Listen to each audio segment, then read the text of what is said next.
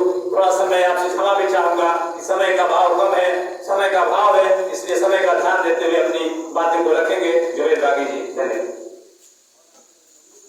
संचालक महोदय,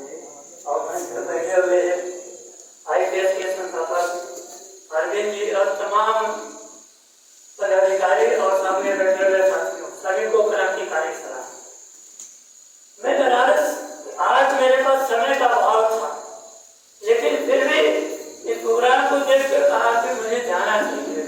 जाना इसलिए चाहिए कि बलिया वासी, जो बलिया के लोग हैं, उन्हें मैं याद दिलाने आया हूँ कि हर क्रांति की आगाज, हर क्रांति का आगाज इसी जिले के शख्स में शुरू हुआ, चाहे वो 1857 का हो, चाहे सन 42 का हो, चाहे सन 75 की इमरजेंसी हो। और फिर देश क्रांति मांग रहा है, फिर देश में क्रांति की जरूरत है। तो ये क्रांति की शुरुआत जब बलिया से हुई, तो इस क्रांति की शुरुआत भी यहाँ से होनी चाहिए, ये बताने आया हूँ और आप लोग को याद दिलाने आया हूँ। आज जो हालात देश के हैं, जो देश के शिक्षण है, वो नौजवानों को, आम आदमी को एकदम पद से पत्थर बना के रखा है। आप लोगों को तेज पत्ते की तरह इस्तेमाल किया जा रहा है। जब चुनाव आता है, आपका इस्तेमाल किया जाता है, उसके बाद चूस के फेंक दिया जाता है। तो अब तेज पत्ता में मसाला बनने की जरूरत है। वो मसाला जो खाना खत्म होने के बाद भी बर्तन में लगा रहता है, तभी आपकी आवाज सुनी जाएगी।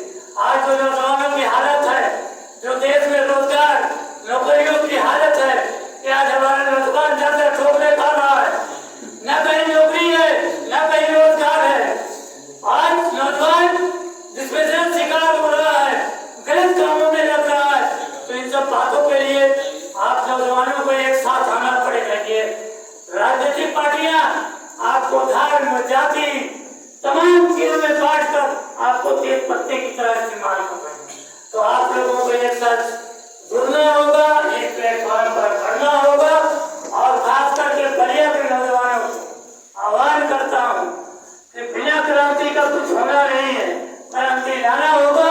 और इसकी शुरुआत भी, हर क्रांति की शुरुआत बागी बलिया ने की है। इस क्रांति की शुरुआत मैं चाहता हूँ कि बागी बलिया से शुरू हो।